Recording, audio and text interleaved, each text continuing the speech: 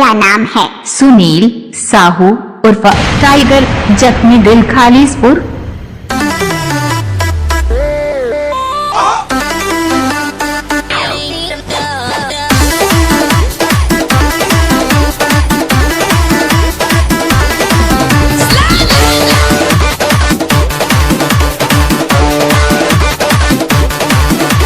दूर हटाओ डैडी सैडी, बहुत पी लिया कोला कैंडी, अब करेंगे मर्दों वाली बात। खूब पियेंगे बियर सियर, साथ में लेके सेक्सी डियर, पार्टी चलेगी सारी रात। अरे प्यास अपने अंदाज में बोला। दूर हटाओ डैडी सैडी, बहुत पी लिया कोला कैंडी, अब करेंगे मर्दों वाली बात। खूब पियेंगे बियर सियर, साथ में लेके सेक्सी डियर, पार्टी चलेगी सारी रात। लवंडिया लवंडिया लवंडिया लंदन से लाएंगे, रात भर डीजे बजाएंगे। लौंडिया लंदन से लाएंगे, रात भर डीजे बजाएंगे।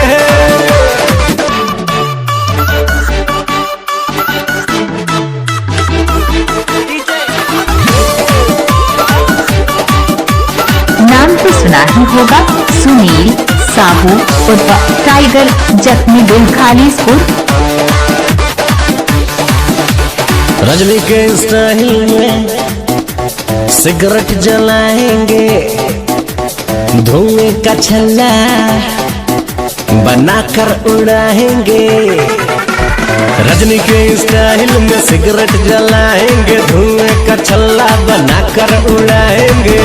लवंडिया लवंडिया लवंडिया लंदन से लाएंगे, रात भर डीजे बजाएंगे। लौंडिया लंदन से लाएंगे, रात भर डीजे बजाएंगे।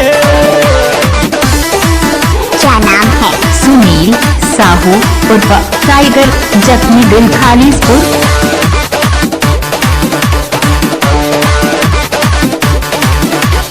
अंग्रेजी बेबी को देसी पिलाएंगे, भोजपुरिया गानों पे ठुमका लगाएंगे। अंग्रेजी बेबी को देसी पिलाएंगे, भोजपुरिया गानों पे ठुमका लगाएंगे।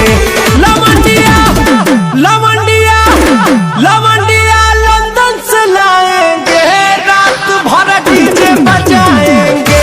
लौंडिया लंदन से लाएंगे, रात भर डीजे बजाएंगे।